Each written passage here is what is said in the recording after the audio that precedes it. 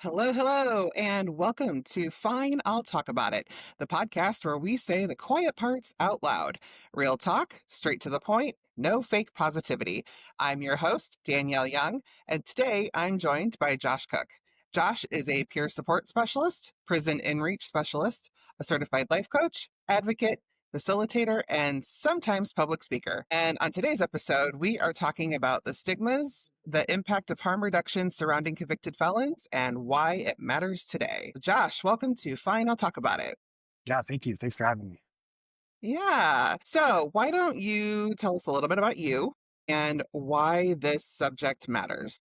My story includes the why it matters. I spent some time in prison when I was 19 to 27. While being incarcerated, I sort of learned, that it's just a warehouse and it's sort of creating more problems than it's solving. And I was, heavily impacted by the whole process. Of course, I mean, I think anybody would be. Um, Now that I'm older and I've been in advocacy and I've been in different organizations working towards creating kind of a safer environment for everybody, including people that have come out of prison, I just recognize the importance of creating a system that doesn't just create punitive, um, processes, but also tries to find a way to bring people back into the fold and create a pathway for people to become, an actual productive member of their community and their society. Got it. And how old were you when you went to prison? I was 19, 19 years old, Okay. And then you were 6 years? 7.5. In, 7.5. yeah, in Okay. Oregon, we have a mandatory minimum sentencing guideline. So I fell under the 90-month sentencing guideline. Got it. Okay. And then when you got out of prison, what was that like for you at that point?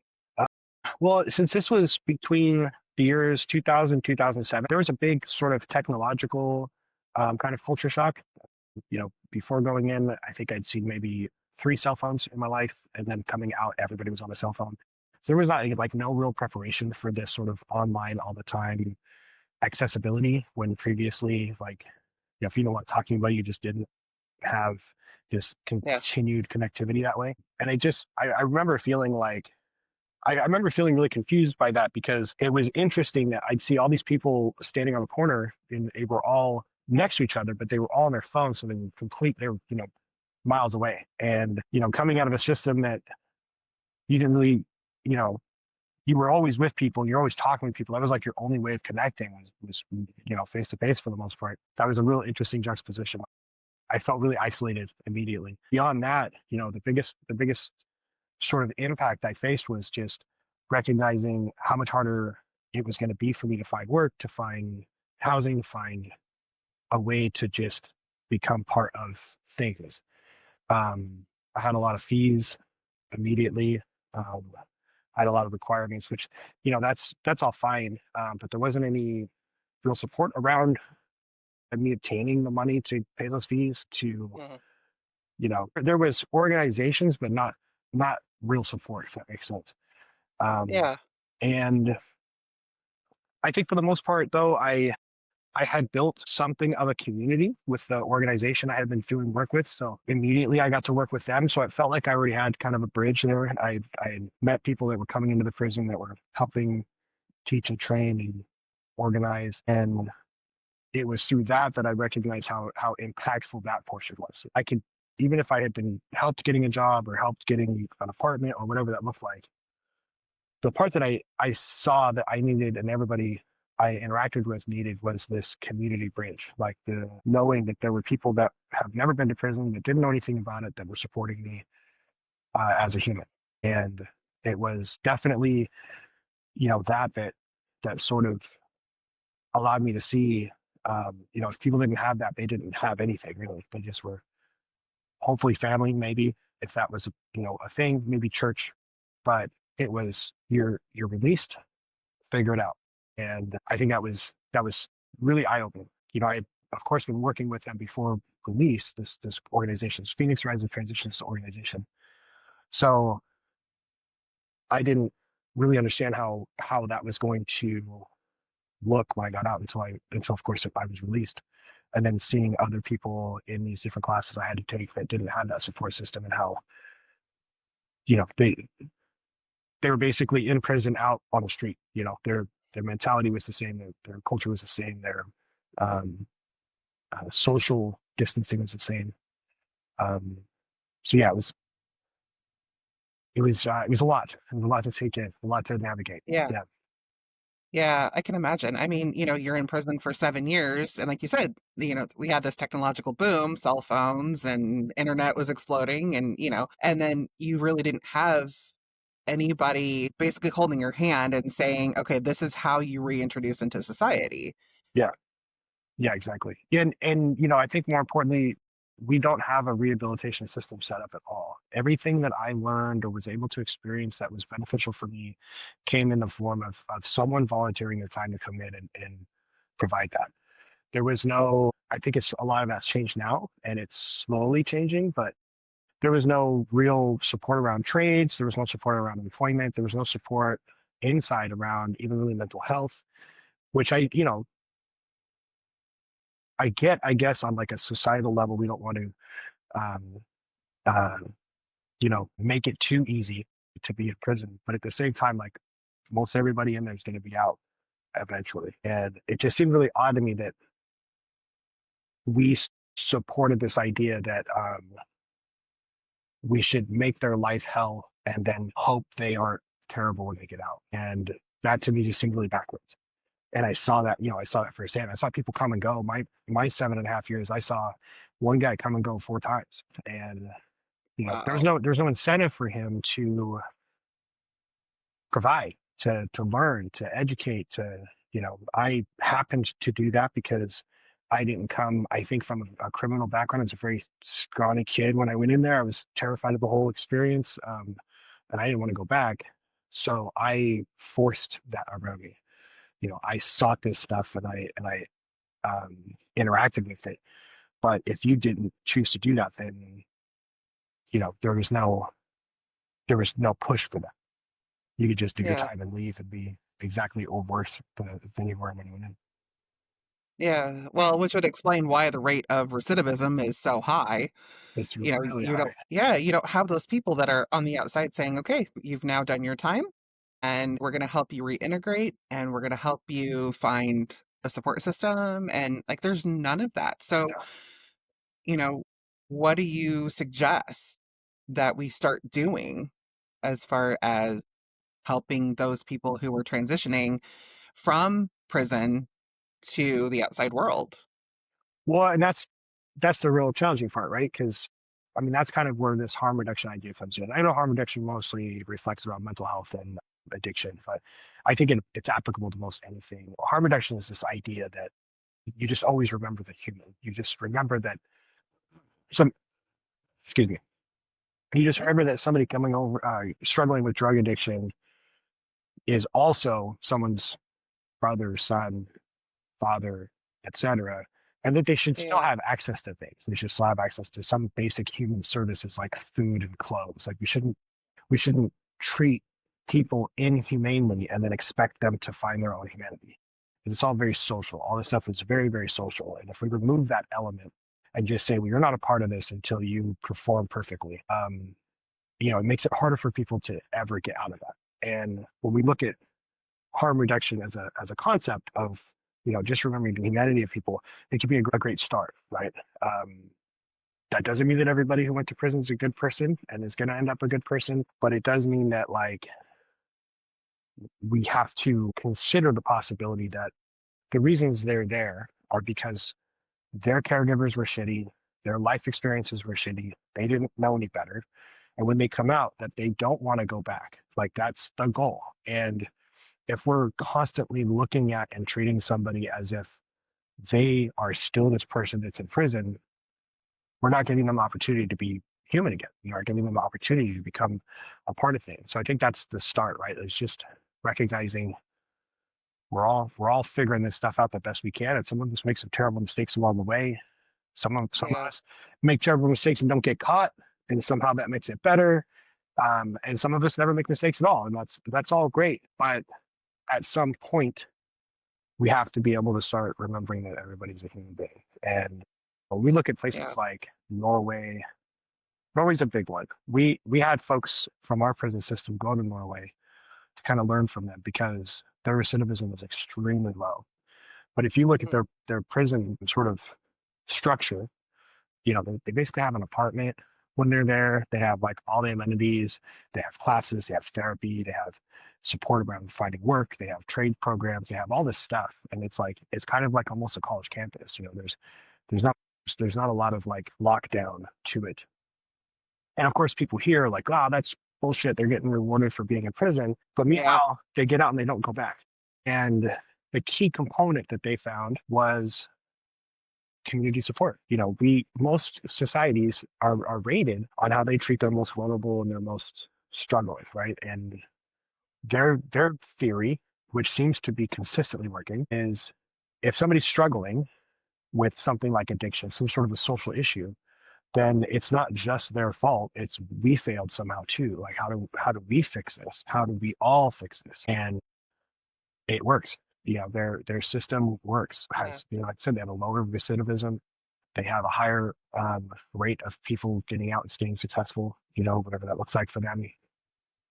And there's a lot to learn there. That doesn't mean, again, we should just accept everybody in the fold. And I think that's where harm reduction can be negatively impactful. There's just some stuff I don't think we should just, turn that blind eye towards. And, if you start looking at, serial killers, and that's where the detractors come in. Like, somehow it all gets pulled together. Like, I am not on the same page as somebody who killed babies.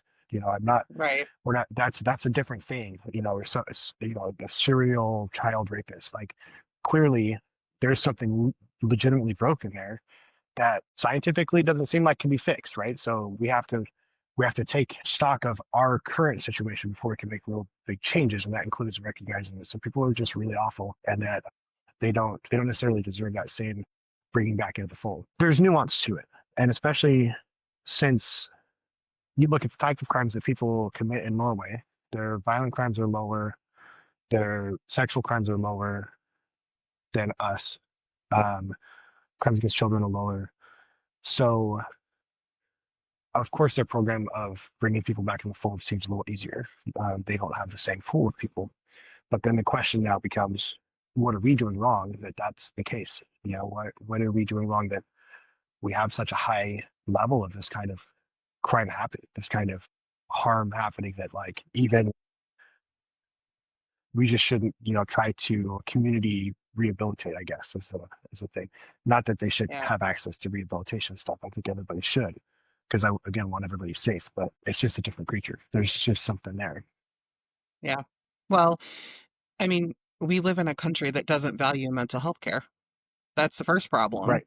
I haven't been in the system, but you have, so maybe, you could chime in on this as well. But I feel like our system is set up to keep people failing, Oh, for sure. to keep people down because there are for-profit prisons and there are reasons to keep people in prisons. What do you think? I could go on about this, but as someone who's been in the system, what's your view on that? I think, well, so in Oregon, we don't have for-profit prisons, but we have sent people to for-profit prisons. We stopped doing that once we saw how, like, just terribly the folks that were in prison were being treated. Um, I think there's a component of that for sure. I mean, just because of how different every state is, but the recidivism is roughly the same as the national average, I would say that there's Yeah. maybe something more to it. And I think I really do think it's societal. I think there's a big Yeah. capitalist component, for people staying for feeding the machine, that kind of stuff, without getting too into the weeds with that. Yeah.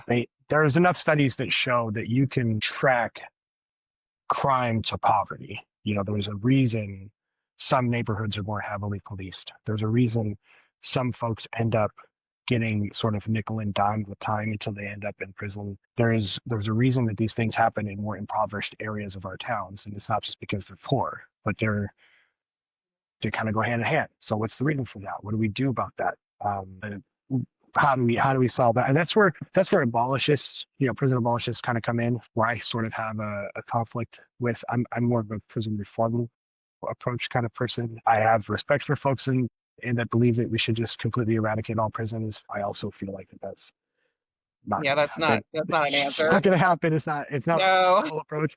In the meantime, no. people still need change now. And one of the things that I see on their kind of plate with what happens, they forget the upstream component of all this. Like we can't just close prisons and then that'll fix poverty.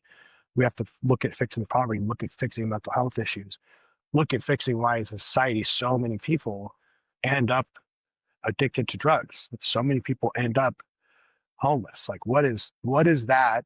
How do we get that? Then we can look at abolishing prisons. But currently there's just some really scary, dangerous, unfortunately terrible people in prisons. We're always going to need somewhere for them to go. That's just going to happen. Um, Yeah, for sure. I think what I did notice was, in Oregon, and we're not the only one that has a mandatory minimum, but in Oregon, when I went in at 19, our mandatory minimum was 5 or 6 years old. It's still pretty new. And the mandatory minimum, what that means is for certain violent offenses, you have either a 5 year 10 month sentence or a 7.5 year sentence that you can hand out. Doesn't matter how old they are. It doesn't matter what their situation is. It doesn't matter how many times they've been to prison. Outside of very, very extreme circumstances, they can't make adjustments to that. When you go in, you have no good time. So you will do that amount of time no matter what. And completely obliterates any incentives to do anything other than what the prison system gears you towards. So if you're in a And prison where fighting is like how you survive, that's what you're going to do because what's it matter? yeah, and that makes no sense to me. I mean, None whatsoever. somebody gets caught with something stupid, it's like you're going away for a minimum of 5 years, 10 months. Like Yeah. there, I mean, there's teenagers going away for that.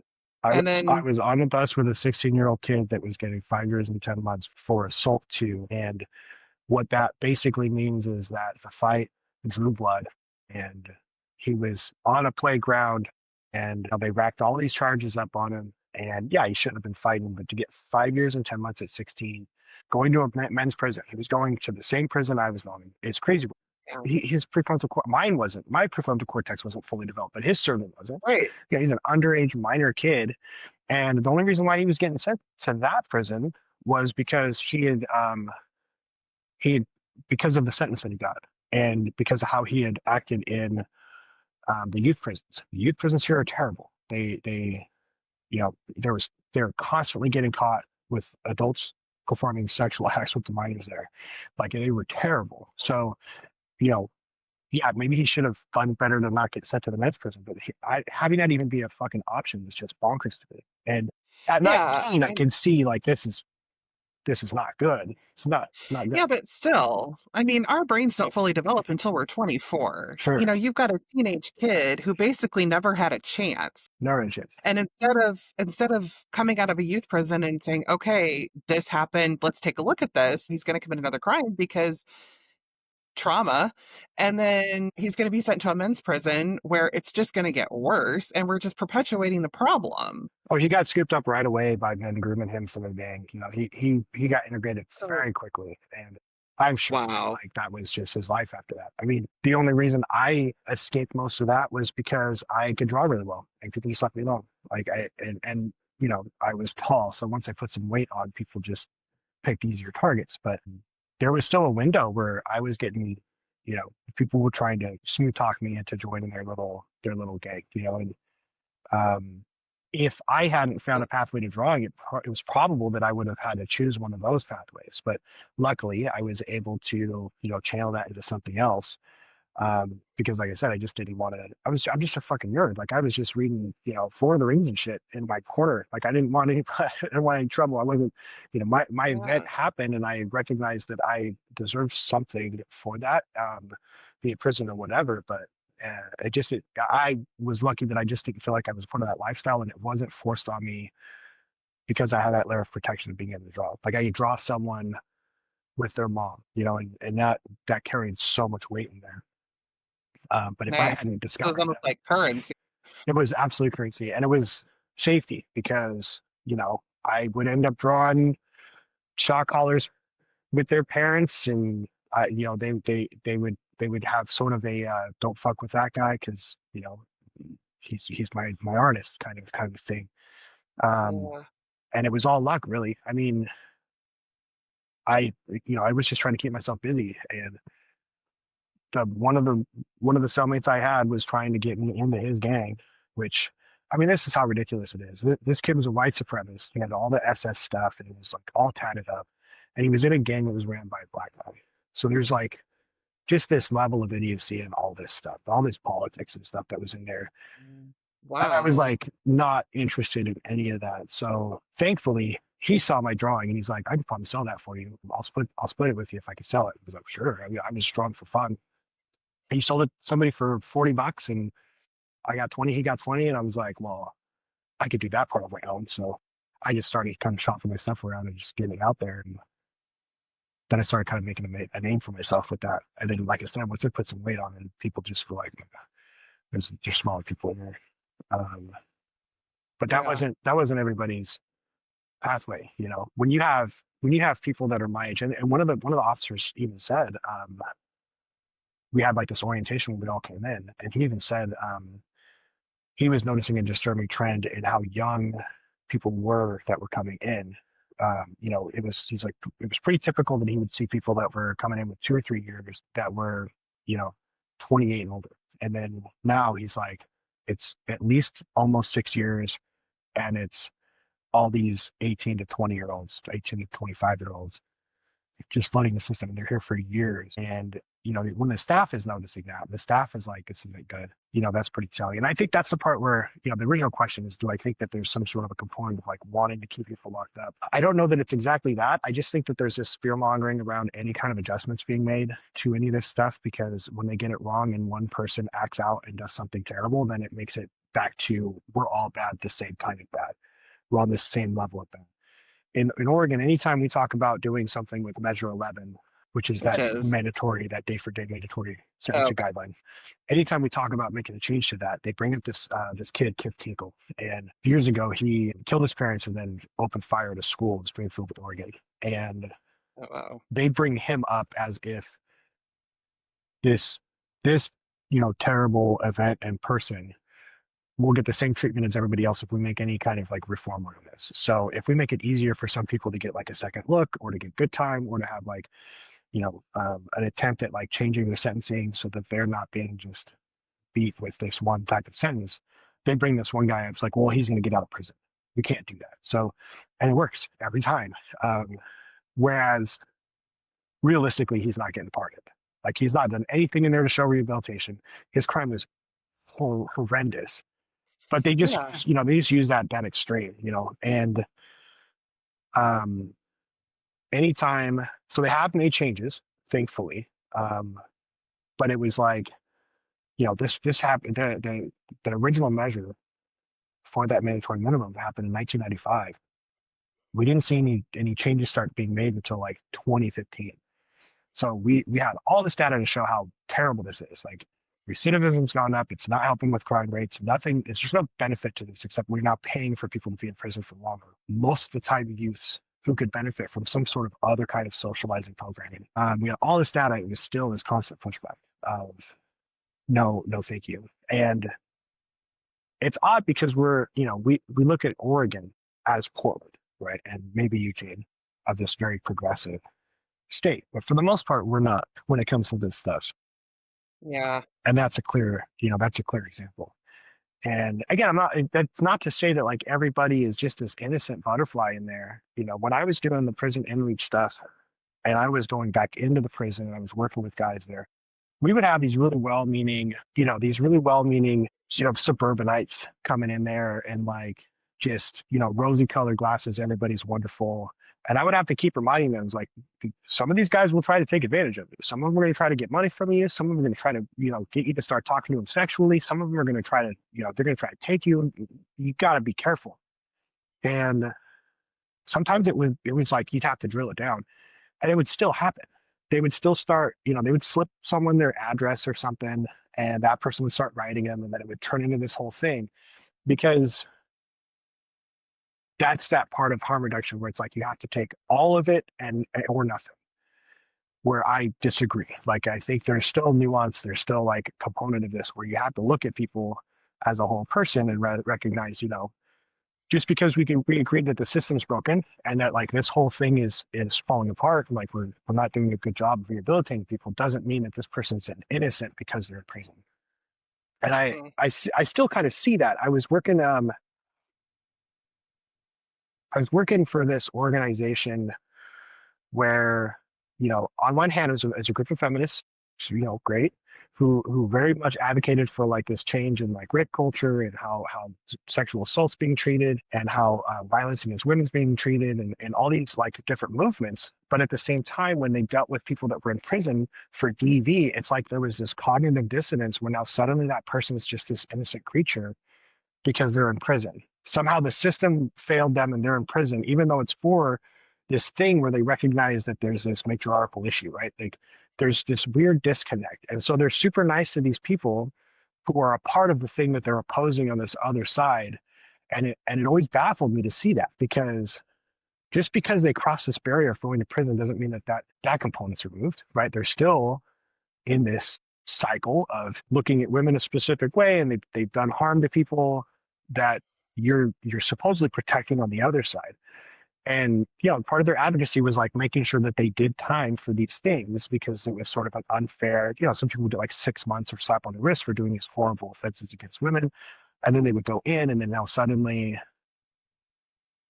so they were like best friends with these people that they were just trying to advocate for stronger sentencing towards. So it's really weird kind of disconnect. And I would see this kind of Yeah. stuff. I would see this kind of, and I would see this kind of stuff regularly enough to where I started kind of taking a step back because another instance I was working at, I used to have a kind of a little arts and crafts thing for Etsy. And so I joined a makerspace, and a makerspace is just a big warehouse where you pay a Hmm. subscription and you have like your little booth that you can make stuff and you have all these tools that you communally share. It was started by a guy who'd done time. And so I had an opportunity to get to know him, and part of their program that they had started up was getting artwork out of the prison to put on the walls there, which I thought was great. I had the opportunity of having my artwork on walls. That was, I still can feel exactly what that felt like, pride-wise. Like my work was on a wall. My work made it into a newspaper. I don't have the clipping anymore, but it's such an amazing feeling, and I was excited Yeah. to be part of that. So I started part of it was like just getting a letter and then having that back and forth, sort of explaining them what the process looks like. I was like, great, I'd love to, write some of these folks and see what I could do to help. The first letter they gave me was from a guy. First thing I did was look him up. Like what I punched his SID number in, which is our state ID number for convicted people. Um, First thing that came back was child endangerment, child sexual endangerment, all these things that look like they were related to using children for some sort of film or photo thing, right? So creating child porn. And I was like, absolutely Yeah. not. And I went back and I was like, I can't write to this person.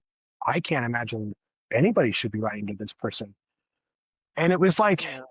they looked at me like I was an alien. They were like, we don't really vet these people. And I was like, you absolutely should. Like, Yeah.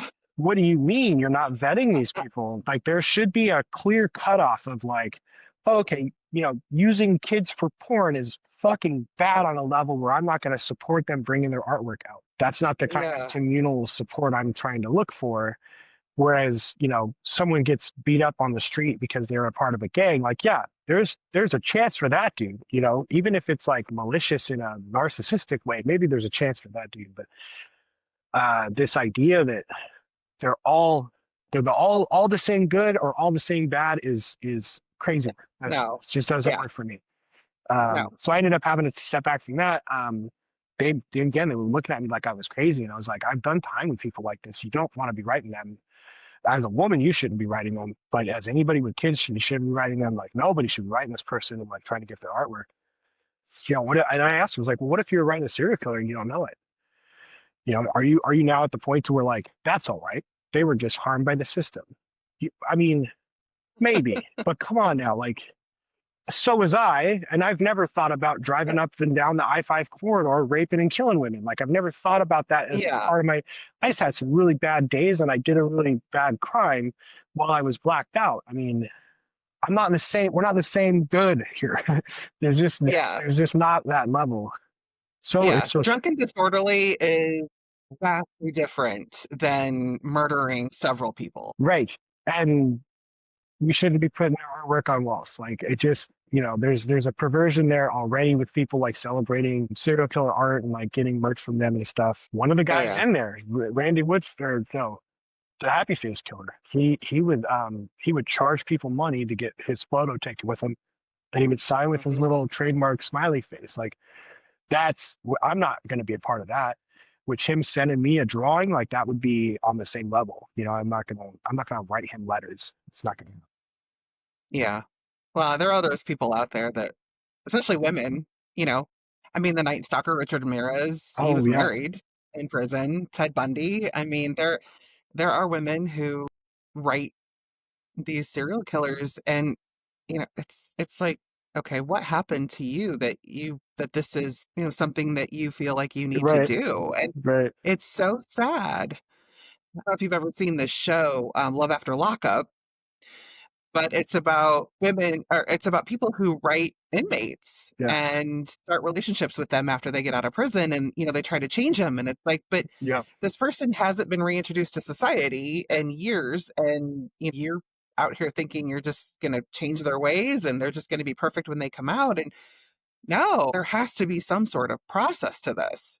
yeah. And they're not ready to like be on the same. I've seen a couple of those. There was my Facebook algorithm started feeding me some of these clips, and there was one. It was Gotta love actually Facebook algorithm. right. There was one locally. Actually, there was a couple that was local, and they were both Yeah. a mess. But the big thing that I noticed was like the partners who were with these people coming out were not ready for fully what they're signing up for, even if they're doing well. Getting an apartment's going to be hard. Like I said, getting work can be hard. There's going to be integration issues. There's going to be all this stuff that needs to be learned. Like you said, being integrated into society that, great for partners that are able to do that. But there's there's impact to them, even if that person's doing everything correctly. That I think just people are not, not prepared. I mean, my ex left me for that reason. We were together for almost 2 years just recently, but I was having a hard time finding work. Even though it's been so long, my charge was pretty severe. So it's really difficult to get certain work. And the big impact was that the work I was trained to do, there was a certain background check that I'm not able to pass.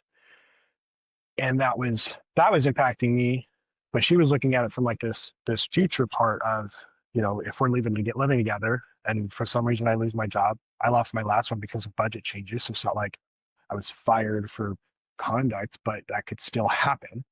How long is it going to be before I find work again? And then is she going to have to support me during that? And then, you know, Yeah. she would have to buy a house if we were going to live together because it's just challenging for me to get an apartment. And so all that started really weighing on her. And, it sucks that we broke up over that. But I also see it as just this bigger part, right? Like there's no, I don't get a certificate that I did it, that I passed, right? I don't get a piece of paper. There's no amount of work that I can do outside of a pardon where I can say, okay, it's been 25 years. There's been absolutely no violence in my history since then. There's been no other police contact outside of positive or, work related. I got a speeding ticket once, I guess, so that maybe that counts. Um, there's been no other instances. There's no process for me to say I did it. Can I just be a part of things now? Yeah. And having this be affecting things so late in the game. And I see it regularly with people that I was working with. They were like stuck in that same place of like, I cannot get an apartment. I just can't get an apartment. We're told to just Yeah. live in these ghettos. We call them felony flats here. We have a couple. Um, Pay cash. Maybe get kicked out because of whatever reason, and because it's all cash, you have no recourse. So we don't have rights anymore as citizens, I guess. Like it's just and then of course, if you are trying to do well and you're living with people that aren't, like that's unreasonable too. Just having them like all congregate in one area, just I don't see how that's Yeah. helpful. But right, So there really isn't, I mean, for someone who wants to, who like you, who's come out and says, okay, I want to change my life. I don't ever want to go back. But you're constantly struck with these roadblocks, like can't get an apartment, can't get a job, yeah, can't, I mean, relationships are difficult. Like, where is the incentive other than I don't want to go back and deal with that? I feel like there should be a point where some of these crimes that are on record should be somewhat like, okay, this, like a statute of limitations almost. It's been 25 years for you. You haven't done anything wrong in the interim, but yet you're still being stigmatized against. That sucks. So there is to some degree, for some of there's expungement processes. There's a set aside process. Oregon released something called the SB 819, which was a process for you to have after a certain amount of time have your case relooked at.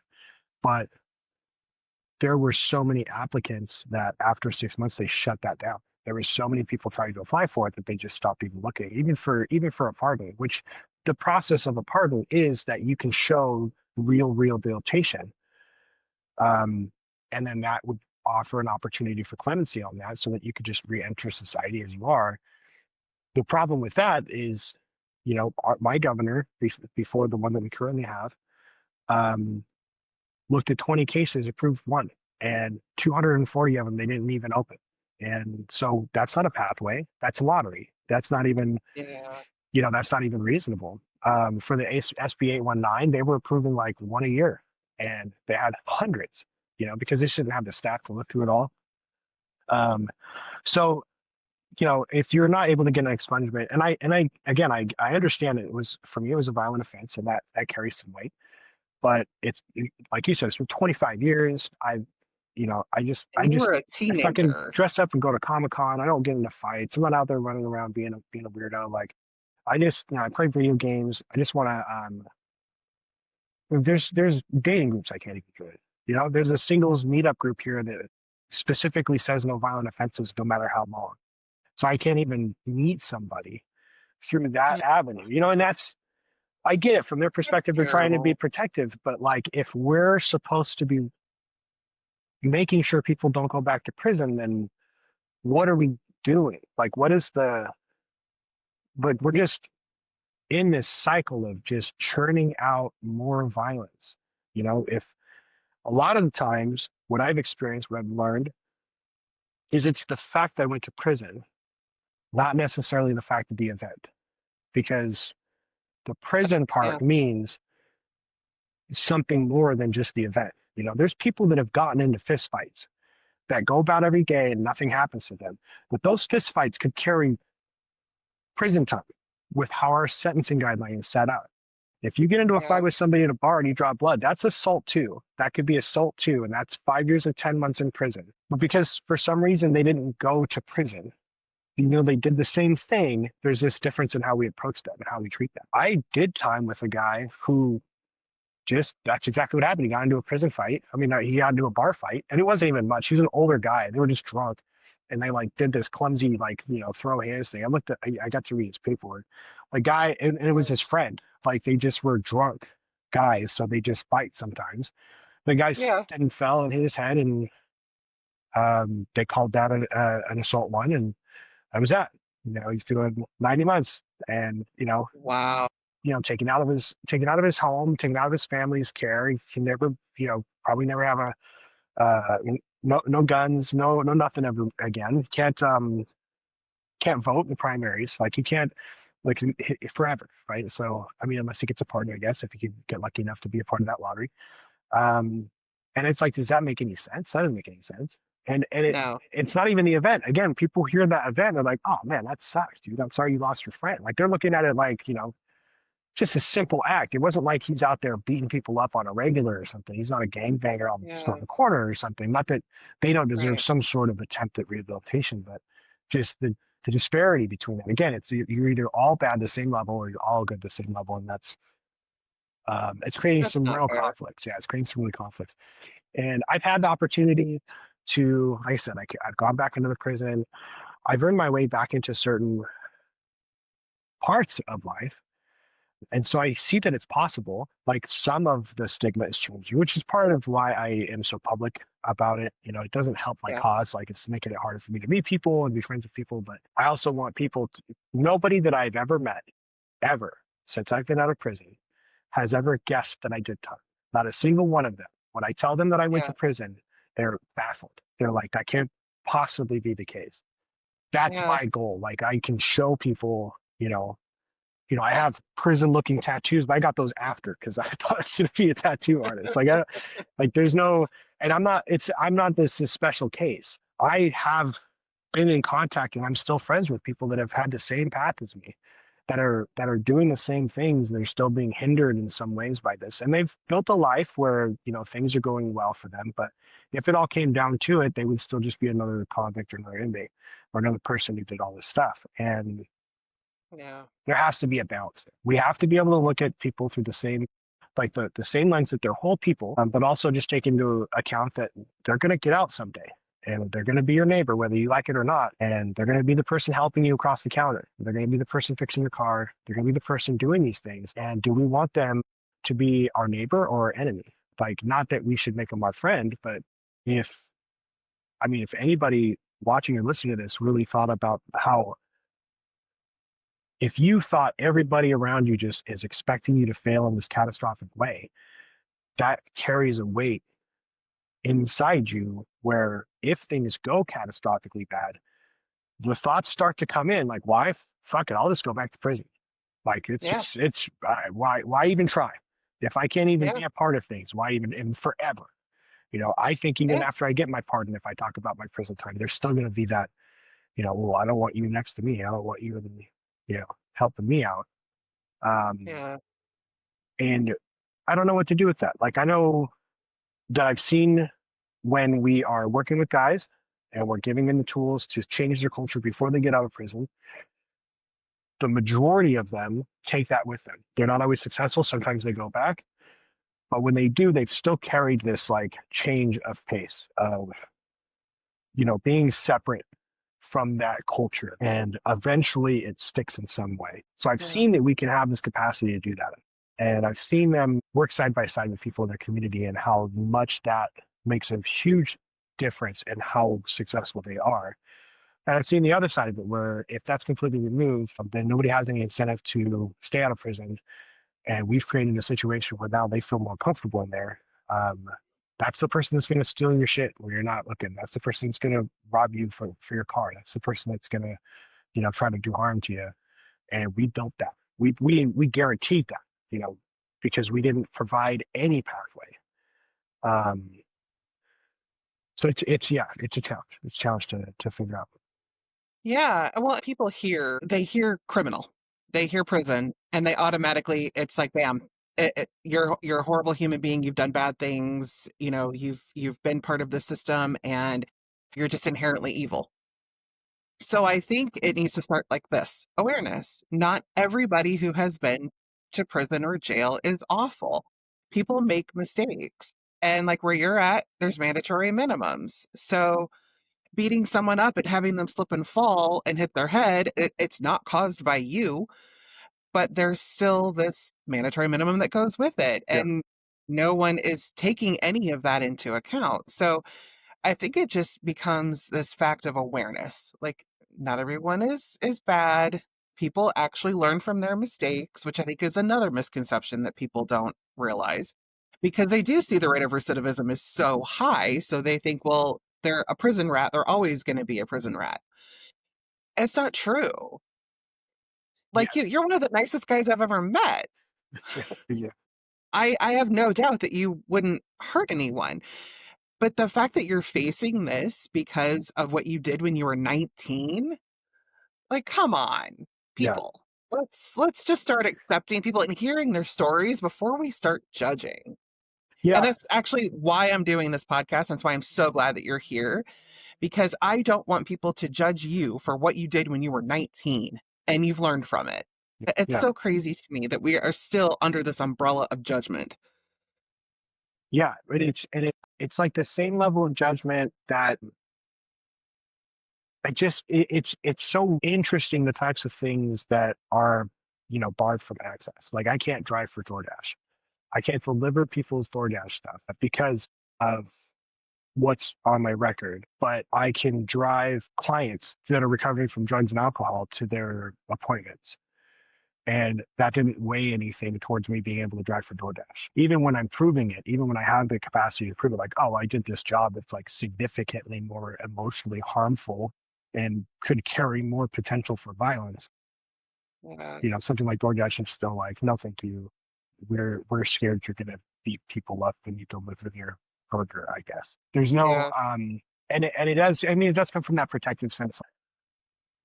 It's it just that bigger cycle of you did something wrong, we put you in prison, we're now scared of you because you went to prison. You're always gonna be that no matter what, and our best bet is to just keep you separate. Even though the stuff that probably got you to go to prison is because you felt separate, we're just going to sort of double down on that. The only people you can hang out with now are people that have also done time. And hopefully you find some that did good. And if you didn't, well, we'll see you soon when we give you a new sentence and we put you back in. Yeah. And Yeah. when you do the global sort of zoom out and you recognize that we're one of the only developed countries that are doing this to people, other countries are getting it right and they keep finding ways to lower the recidivism. It just comes back to like, what are we doing wrong? And why are we still stuck in that loop? And why does it seem like any attempt to get out of that loop is met with so much resistance? You know, there's Yeah. there's never going to be change if we're just constantly looking at ways to make it more difficult for people to exist. We keep removing healthcare Yeah. opportunities. We keep removing access to mental health care. We keep making it very clear that if you do drugs, you're suddenly inhuman. And, you look at how we're treating our most vulnerable people, and then we're all surprised that like they end up in jail and prison. And then now they're a part of the system that has a high recidivism. Millions and Yeah. millions of people who have this record, but they're all treated as the same. Um, it's baffling, and it can be really discouraging. I won't lie, there's been a couple times where things got real bad for me and I was like, I know the score in prison. I didn't act on that. It wasn't like I didn't want to do harm, but I was like, I mean, if there's a way to sign up for it for a couple years, I'm on board. Like, let me just get a break because at least I know, I just know what to expect. I don't have to. There's no level of disappointment finding out that this person I really like is now suddenly never going to talk to me again because they found out I did time. Like, there's not Yeah. this worry that if I lose my living situation here, then I'm not going to be able to find any party. I'm not going to be able to find a place to live. Yeah. But at the same time, it's prison. I don't want to fucking go back there. But that Right. Yeah. No. still, But how do you cope with that? I mean, what do you do for yourself that helps you get over those moments where you're like, fuck this, I should just go back because at least I'll have a roof over my head and I won't have to worry about finding a job and I won't be judged. I'll be in this structured environment where I could just be me. I think more for my case, it speaks to like the level of work I've done with my mental health. I have had a lot of success with the kinds of mental health stuff I've overcome. And part of that is just kind of, well, it's an advocacy thing, actually. It's just accepting the world as it is and recognizing that changes need to be made. Me doing something to go back to prison is not going to help literally anything. And it's just going to make everything worse Yeah. despite the what, and then looking at the core of it, like what am I actually asking for? Well, I'm asking for avoidance from all this stuff that's really hard. Like, it's easy there, I can do that. And that doesn't have anything to do with like being um what do they call it, institutionalized or anything, because I'm so far removed from that situation now. But more just like, well, if this is just going to keep happening, at least I know it's easier. And then recognizing, well, then what I'm really doing is I'm avoiding the challenges. And I can't overcome all these challenges, but I can come on a podcast and I can talk about my experiences. I can volunteer and I can talk to some folks that are homeless, and hopefully maybe something I say or do or treat, just treating them like a human. Maybe that's enough that they get off the streets, or carry that with them towards getting out the streets. I can go back into the prison. I can talk to guys in there and just let them know, like, hey man, it's still hard out here, but it's getting easier. I have a value there. If there's evidence, I have a lot of evidence that I hold up. And so I Yeah. guess if anybody's on this side where they're in my position, but they're not sure what to do with themselves, that's what I would say. Service. Be a service to your community, even though it's hard. Be a service to your people, even though, volunteer, sign up for work where you're putting back into the community as much as possible.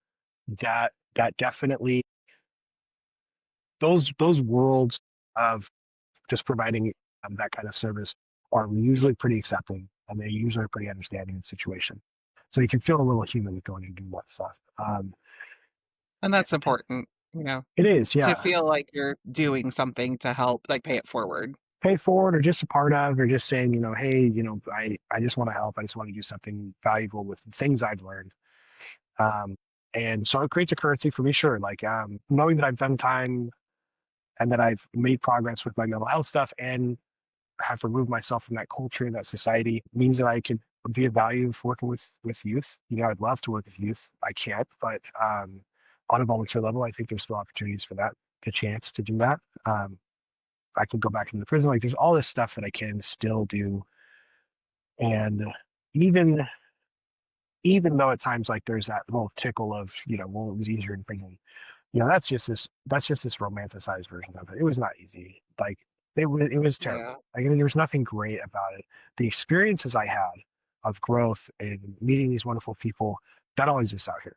And it exists in a much more robust way without all of the parts of prison to go with it. And I know I'm not the only one who's done time, who's had hardships, who's thought, I'll just go back. I know that. I mean, we look at that, we see it with the recidivism numbers, but the goal just remains to keep pushing forward. And I'm glad I did because I'm in a much healthier, happier place. I got the job I was telling you about. They only look back Yeah. 7 years, so there's still work out there to be had. Like this is one of the biggest companies in America right now. Like they didn't have this like exceptionary clause in there. I told everybody, and because I didn't want to waste anybody's time, and they were so impressed with like my interviewing and how I talked to them that they were willing to just put it through anyways. And so that stuff's out there too. And I think that was really helpful to be able to find a company that could do that. And I think that Yeah. would be an encouraging thing for others too. Just keep at it. That company is the way it is because other people have shown up, done the work, and shown progress. So anytime we have an opportunity, people who've done time who are trying their best to just, be a part of society, anytime we have an opportunity to kind of show that the proof of that, we should take it, even if we're not getting a direct reward, Yeah. because it does help with that stigma, just Yeah. just show up, do the work and be the best you can. And even if that means you're struggling, be honest about your struggles and look for community support. Don't take it out on other people. Don't act on ideas that prison's better, like obviously, but that makes a big, big difference, I think. Yeah, for sure. Well, thank you so much. I really appreciate you coming on here and sharing your story Yeah, I appreciate and you having me. sharing all this information. What does the future lie? What does the future have in store for Josh? I'm writing a book. It's a fantasy Mhm. novel. I'm pretty deep into it. I'm really enjoying that process. I am working on my finances. I'm just trying to get things back on track. My 6 month little hiatus from work kind of put me, started from scratch on some of that. So just focusing on that Yeah. and focusing on, what my next opportunities for volunteering and helping folks looks like. I'm doing some volunteer work for Thanksgiving. So looking for where I can put that energy. Once I have my finances back on track, probably look for something a little bit more permanent. Considering buying a home to. I found this land trust thing. Nonprofits that have these land trusts where they own the land, but you buy the house and you don't make a ton of money Mhm. from owning them, but it's like half the cost of a normal house. So I'm considering looking into that. You can get a house with $500 down. Like it's really an easy pathway Oh, for wow. folks to get in there. So I'm that I feel emboldened by that and just yeah, just looking at what the next opportunity looks like. Yeah. I'm thinking about restarting Well, my podcast, like now after doing this, so maybe that's on the table. yes. I check out his podcast, you guys. I'll put the link in the show notes. It's really good. Like I listened to a couple of episodes Oh, thank you. and I can appreciate the topic. I'm not going to tell what it is. They're going to have to go and find it. Yeah, engage in the show notes. Yeah. Yeah, Element of mystery here. yeah, Go yeah, look for his podcast. absolutely. But well, I think you're doing amazing work So are and you. Thank you. thank you Yeah, and good luck. And I wish you all the best. I appreciate you. Thank you so much. I appreciate being here. Yeah, absolutely. All right. Well, thanks for hanging out with us on Fine, I'll Talk About It. If today's episode got you thinking, hit follow or subscribe so you don't miss what's next. And if you want more real talk, more perspective shifts, and more finally someone said it moments, leave a quick review. It helps other people find the show. You can connect with me on Instagram at Inspired Action Wellness or my website, inspiredactionwellness.com, for more conversations like this. We'll see you in the next episode.